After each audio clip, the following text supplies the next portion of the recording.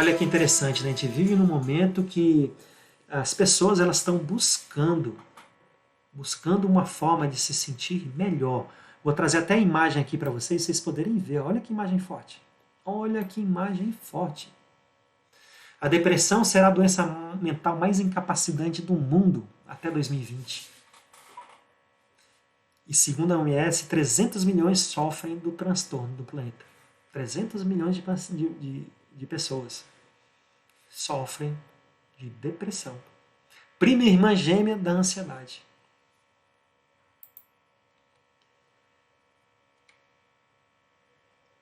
E olha só, alguns pretendem preservar a inocência, negando-se a entrar no jogo. Preferem fechar-se a tomar, pois não ficam obrigados. Essa é a inocência dos que não jogam. Não querem sujar as mãos e, por isso, frequentemente, se consideram especiais ou melhores. Entretanto, eles vivem restritos e, nessa mesma medida sentem-se descontentes e vazios. Vou dar uma imagem para vocês aqui, tá? A gente pensa que a gente tem que trabalhar para não ter dificuldades na vida. Não é isso não. A gente precisa aprender pela visão sistêmica, a gente desenvolver a musculatura com toda a força dos nossos ancestrais para a gente romper o que é necessário e romper as dificuldades da nossa vida. A gente ter capacidade de superação. Nos tornarmos, um conceito bem interessante, antifrágeis. Uma capacidade muito extrema de adaptação. Um lápis, quando ele está perfeitinho, bem apontadinho, nunca foi usado, esse lápis ele vai permanecer sempre daquele jeito. Agora um lápis que você usa, que ele desgasta, você aponta, ele desgasta, você aponta, é um lápis que escreve a sua história na pedra fundamental da humanidade. E aí a gente precisa aprender e decidir que tipo de lápis a gente quer ser. Entende? Porque a vida nos desgasta.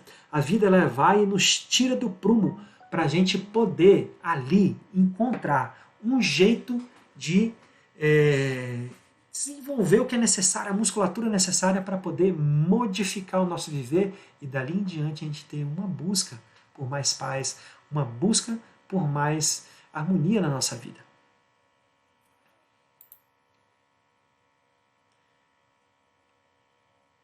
Encontramos essa atitude em muitos depressivos, sua recusa em tomar se dirige sobretudo a um dos pais ou a ambos.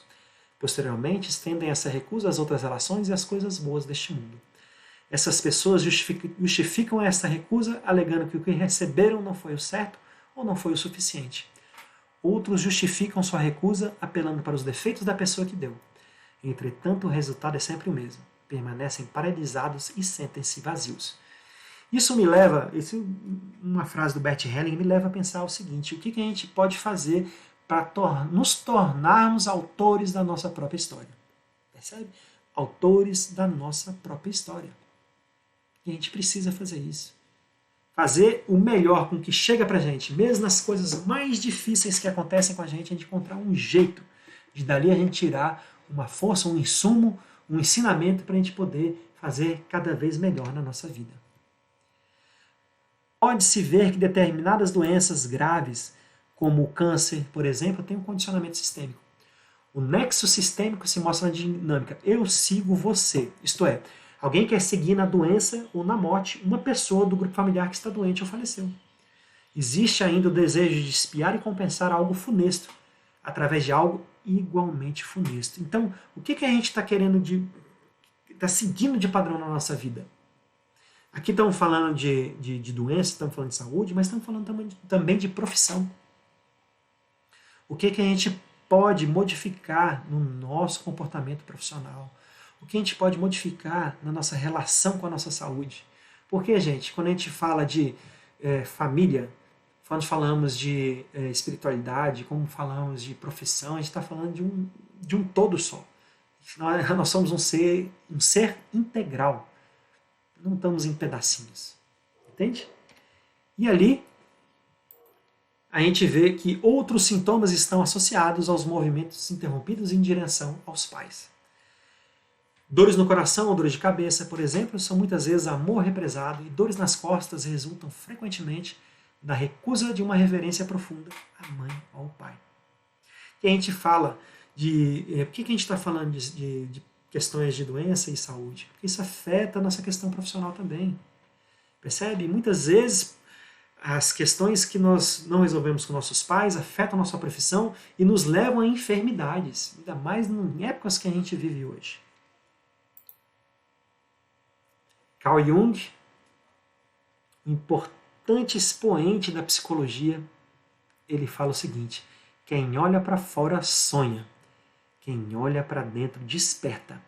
E aí eu espero que com nossa conversa sistêmica que a gente está tendo, neste curso de Mindset Sistêmico, que você sonhe sim, mas que você sonhe olhando para dentro de você, para você poder despertar. Despertar dentro de você é a sua melhor versão, entende? Despertar dentro de você o que é necessário para você poder ser o melhor profissional, a melhor pessoa que você pode ser. E no final das contas, no final de tudo, só existe um lado, o lado de dentro. Porque é este lado de dentro que guia a todas as nossas relações com o exterior, a forma como nós nos relacionamos com o mundo e com as pessoas.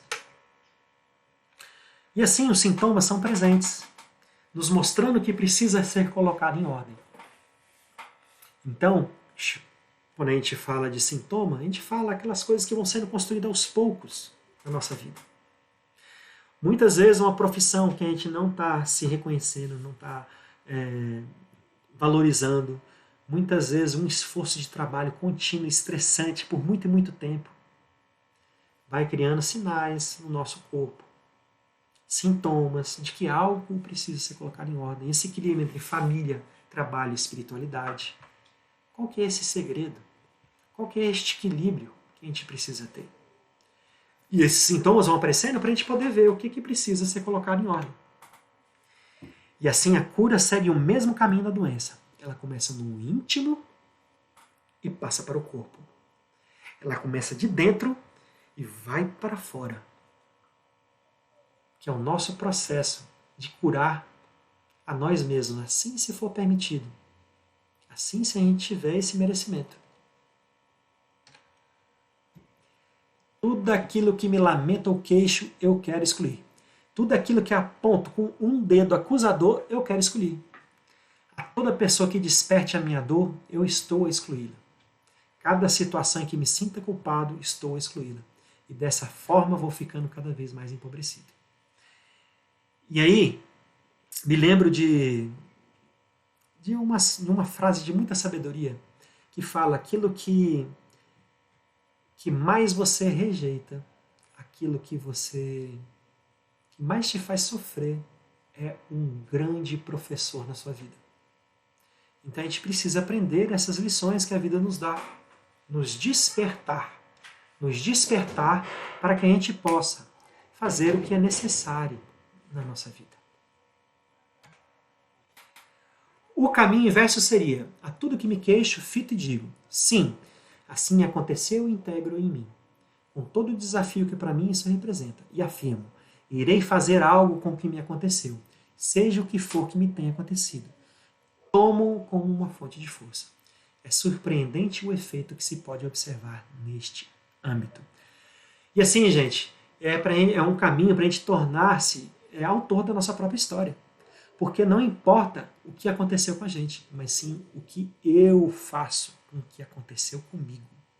Percebe? E aí, dessa forma, eu tenho força. Eu tenho força para superar o que é necessário. Eu tenho força para fazer o que é preciso. Para poder transformar o meu viver. Dentro do que eu posso fazer, os recursos que eu tenho condição de ter uma vida melhor. Percebe? E assim a gente consegue ter mais cura, a gente consegue ter mais equilíbrio em todas as áreas da nossa vida. Na nossa família, no nosso íntimo, na nossa família, com os nossos amigos, com a nossa profissão e com o planeta. Olha só. O caminho interno de volta à nossa luz interna é promovido pela vigilância de nossos pensamentos, sentimentos, relacionamentos e alimentação. Gente, isso é muito belo, esse pensamento. Olha só. E quando a gente fala dessa visão sistêmica, a constelação familiar, a consultoria sistêmica, ela dá para a gente essa oportunidade de termos um lampião, um farol, para ajudar a nos direcionar para o que é necessário, para a gente poder enxergar a essência de nossas dores. E assim a gente ter condição de reconstruir a nossa vida, de reconectar com o que é necessário, de ressignificarmos e assim nos religarmos a toda o que faz sentido na nossa vida, construindo um novo caminho.